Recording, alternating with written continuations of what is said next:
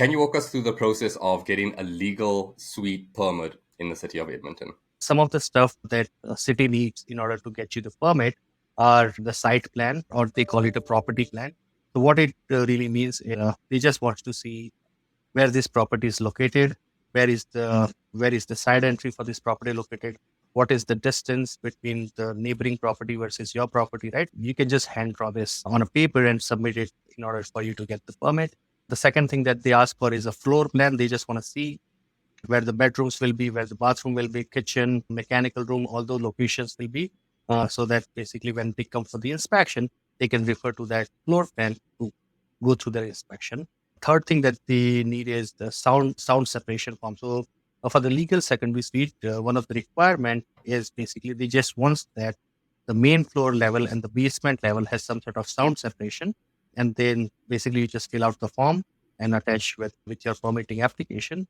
And the third and the last thing that they need is picture of the exterior, right?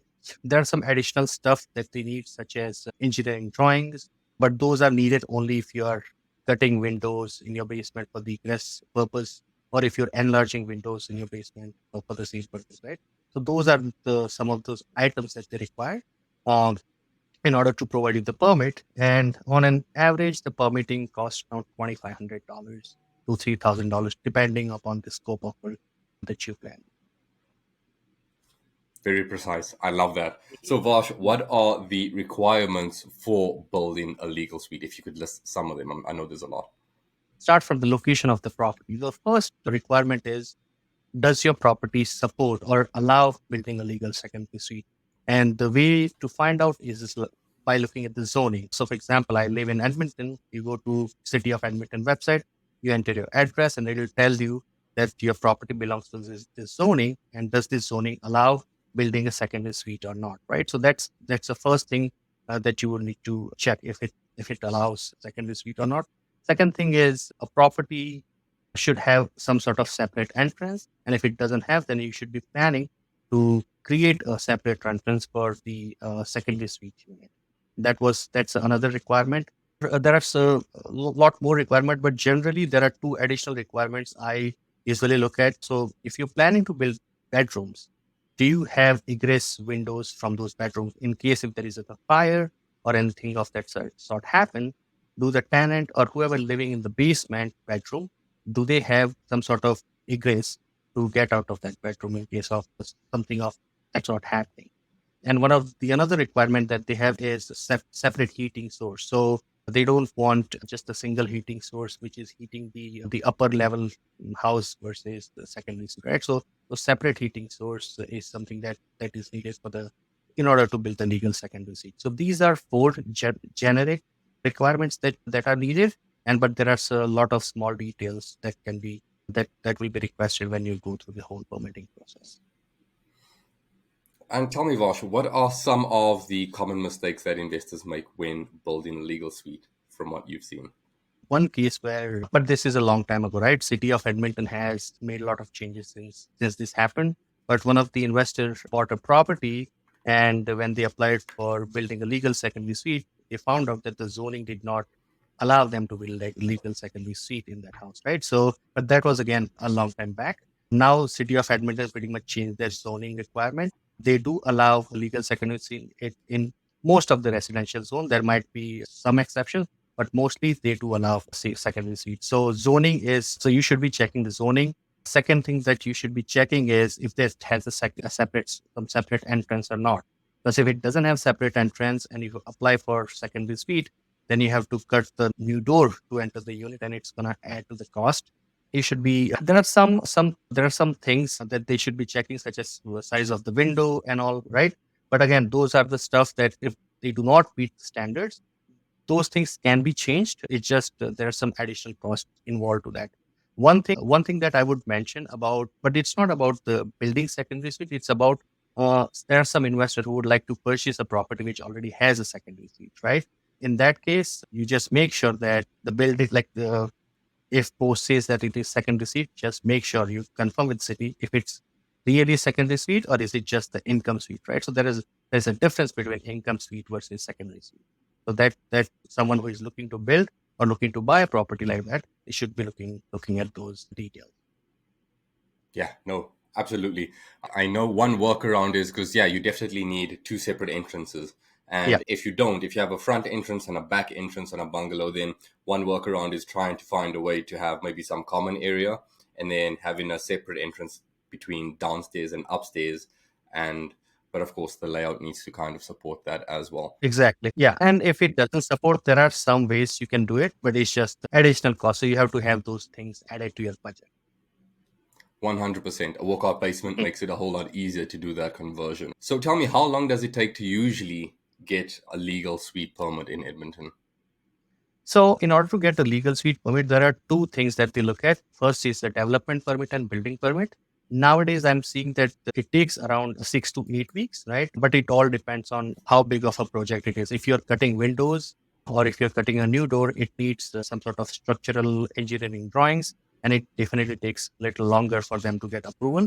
But if you're not doing anything, if you're not cutting concrete or not opening any new windows or doors, then yeah, I think 6 to 8 weeks is realistic timeline. Especially looking at other bigger cities such as Toronto and Vancouver, which can take way longer than what Edmonton does. So I would definitely give credit to Edmonton on this, that they are definitely trying to make more affordable living by providing permits to build those secondary suites. So yeah, so around 6 to 8 weeks. And can you explain the process for getting the building inspections for the legal suites in Edmonton? What happens is before you go to the building inspection, there are several other inspections that needs to go through. So when you apply for legal secondary suite, you need to have a licensed plumber, electrician, and HVAC. So those three professionals, they will basically, or the company, they will basically apply for their own permits. So what happens is they apply for their own permit, they receive the permit, they finish their work, inspection happens. So once those mechanical inspection passes, then you basically do a ready to cover inspection where they go and check if you have proper noise cancellation installed or not. Once those noise cancellation inspection or ready to cover inspection is completed, then you finish with and putting drywall, mudding, taping, painting, and installing kitchen, bathroom. So once all of those thing is done, then at the end, you basically ask for them the final building inspection, where the building inspector will look at your floor plan and see that this is what you've requested. You put everything according to that plan. There are proper smoke detector installed, right? Everything according to the legal secondary suite standard is installed. And that's how they basically give you the building permit if your construction meets that criteria. Yes. Mhm. You definitely want to make sure you follow that. Don't just rush the process before you Yes. get the Don't, A-OK don't from rush. them, right? Don't rush the process. Don't cheap out on the process for sure. Otherwise, it's going to cost you a lot more at the end of the day. 100%. Tell me now, what kind of renovations are typically required to convert a basement into a legal suite in Edmonton? Now, I know you've touched on some of this, like egress windows, etc. Could you dive in a little deeper? In terms of city of Edmonton's requirement, they don't really ask for something like a specific kind of renovations. They just want to make sure the building that you have meets the safety criteria, right? So as long as your secondary suite has a separate entrance, I'm assuming it will have a bedroom. So in terms of renovation, pretty much nothing. They just want to make sure that you have a separate heating source, separate entrance, proper egress windows. Inside that, in terms of finishing, you can put 2 bedroom, 3 bedroom, 2 bathroom, right? It's up to you. But in finishing, let's say if you're building a secondary suite, you're assuming you'll have 1 bedroom at least, and then kitchen, bathroom, and that's pretty much it. So in terms of finishing or renovation status, city doesn't comment on that. They look at if you meet their safety standards or not. Oh, absolutely, 100%. That's all up to your own creativity. It's just That is correct. it's those things that you mentioned, and it's like things like a smoke detector in the bedrooms, right? And of course, making sure like the mechanical room that it's all drywalled out, right? I know that's Exactly. Yeah. another So one that those people tend to overlook. Yeah, so those are the safety requirement that you need to have. So every bedroom should have smoke detectors. They need smoke detector in the mechanical room. There should be enough fire separation between mechanical room and remaining of living area. So they want you to make sure that you install proper installation, as well as you do smoke proof. If there are any gaps, they just want to make sure that you do proper smoke proof insulation in those gaps, right? so that if any unfortunate incident happens, it will have enough time for enough time for people to escape from the unit before it basically gets to the dwelling. Exactly. And Yeah, that's one of the other reasons for the separate ventilation between units as well, right? For stopping or preventing, delaying the smoke being able to transport between the two different exactly. units. And then as for heating and ventilation systems, Mhm. that's what are those requirements for basement suites? So city says that the heating for both units should be separate, right? Now it's up to you how you want to do it. Most of the cases in Alberta, what I'm seeing is people tend to put two separate furnaces, gas powered furnaces. The reason is gas is little cheaper than electricity. But at the end of the day, it's up to you. You can either put a gas powered furnace or you can do electrical baseboard for heating with an HRV system. So city gives you that option to do either or, but most of the time, what I have been doing in all my property, the one that I'm currently working on, I'm doing the same thing. I'm just installing a separate furnace. The reason is gas is cheaper in Alberta than electricity. Some people have wood baseboard heaters, but eventually it gets it costs a lot more than the regular gas powered furnace. So, but either or works as per the city standard. And quick question on your units in particular, with Mhm. regards to the electricals, are they all in the basement? Are you keeping, access to the one panel for upstairs separately? What's your advice on that? Do you recommend that people move it or just leave it as is downstairs in the basement suite? So moving electrical panel is not cheap, first of all. So No, what I tend to it's do not. is my unit, whenever I'm building legal secondary suite, the floor plan that I try to do is I put the electrical panel in some sort of common area so that none of the occupant of a separate dwelling need to reach out to anyone else or need to take favor from someone else. All right. And so now I think city is also tightening on this, that they have to have separate electrical panel if there is not a specific common area. Right. But for myself, I tend to work with my contractors to just make sure that the electrical panel is somehow in a common area so that I don't have to move around those panels, which is unnecessary additional cost, right? But sometimes you don't have an option, then just move it to a common area, right? That's the easiest way to go about it. Oh, absolutely. And it just makes the management side of things a whole lot easier when tenants don't have to bug each other for that, right?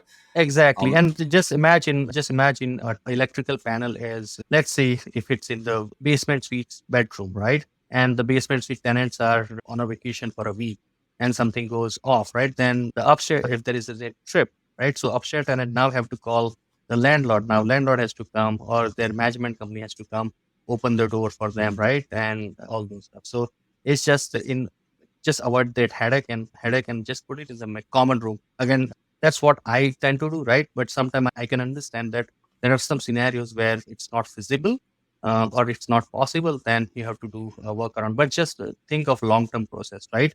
Don't just think of what's gonna be easier at this point of time. Just think of long term process. How you wanna manage the whole scenario of dealing with your tenants if any of your circuit trips at that point of time.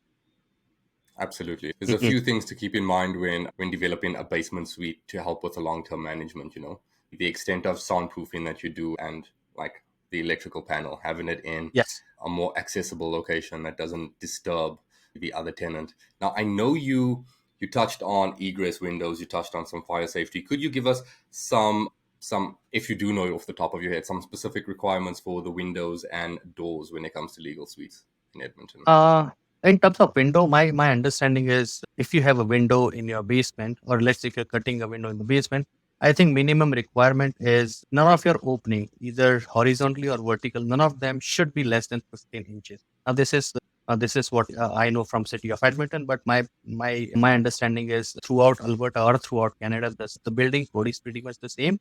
But 15-inch is the minimum opening, either horizontally or vertically. So that's the minimum. Whenever I build a basement, I tend to put bigger windows. I see many people are putting those hopper style windows, which is around 40-inch wide versus almost 22-inch height, right? So, and that hopper window basically is just open one way, and that's pretty much it. So it gives you plenty of opening, right, for you to go egress windows. And those hopper windows are easily available at your retail hardware store such as Home Depot, Lowe's, something like that, right? You just Google hopper windows and or basement egress windows, and you'll find a lot of. Okay. And in And terms for of the door, doors? I think, yeah, for the doors it's standard. I think the standard door, I believe, wide opening is 32 inches. That's the standard, right? So they don't have anything specific in terms of in terms of the door. Usually, most of the doors are 32 inches. So 32 inches has to be your door, and any walkway within your unit should be around 34 inches, to my understanding. And Yeah. definitely the doors that they use for the entrance is not the door that you'd use on your standard bedroom. Yes, yeah, those are not the ones that you use inside your house, right? Because those are hollow doors. For your That's it. main entrance or your mechanical room entrance, you need to have a solid core door.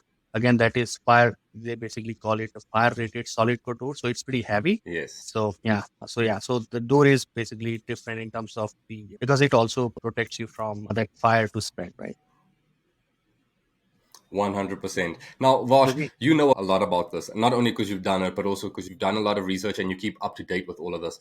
Are there Mhm. any resources available in Edmonton, at least, to help investors navigate the legal suite process? So throughout my conversation with so I do most of my research online first, right? So City of Edmonton has a lot of things available on their website. Most of these things are definitely available on their website, but there are still some gray areas that if you want to maneuver them, I basically give a call to City of Edmonton staff, all right, their permitting and inspection department. They do share, like they are very helpful. That is what I found. I don't know what other people's experience is, but I've been dealing it with them for a long time, and I've seen that they are definitely helpful in providing those information. And so yeah, so mostly online resources, City of Edmonton staff, give them a call. They will be able to explain everything to you. And if there is any gray area that you don't find information very soon or very easily, you can also reach out to me on my social media, and I can share if I know those details. I'll, of course, Yeah. leave that in the description. But Vosh, Hmm. tell me, before we finish, what Hmm. are your top tips for investors considering building a legal basement suite? So the first step is build a legal secondary suite, right? Just don't build any suite which is not legal because you don't want to go through those liability if something goes sideways, right? And if someone like if there is a death or something that happens, it basically causes unnecessary liability, and you don't want to go through that process, right? So just it's easier just build everything according to what city requires, go through all the inspection and build everything legal in terms of the any specific requirements, not really too much. I would say that hire your contract. If you plan to hire contractor, hire them proper. Do your due diligence when hiring them, right? Just and make sure that your contractors who are working there, they have proper, like they are first of all licensed with city, right? They have enough manpower to finish it, right? And then yeah, that I think that's pretty much it. As long as you follow the steps that City of Edmonton recommends, my like I've seen the process is pretty smooth. City is definitely willing to help you in the process. Yeah, but as long as you follow these steps that's laid out by them, it's pretty straightforward process. Great advice. Great advice, Vosh. The last thing I'd add to that is if anyone's looking to obtain a property and suite it, just make Mhm. sure to look at the comps to see what your after repair value would be That to is justify certainly. spending what you need to spend to legally suite it because you don't want to cut any corners, right?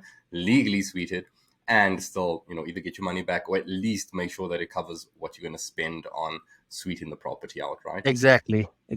So especially when investor who wants to do work, you just want to make sure that when you buy a property which doesn't have a legal suite or which doesn't have a suite at all in the basement, just make sure that how much you get the quotation, how much it's going to cost you, and add that to your purchase price to see if after you finish everything and if you get your appraisal, does that refinancing give you all your money back or at least some of your money back or not, right?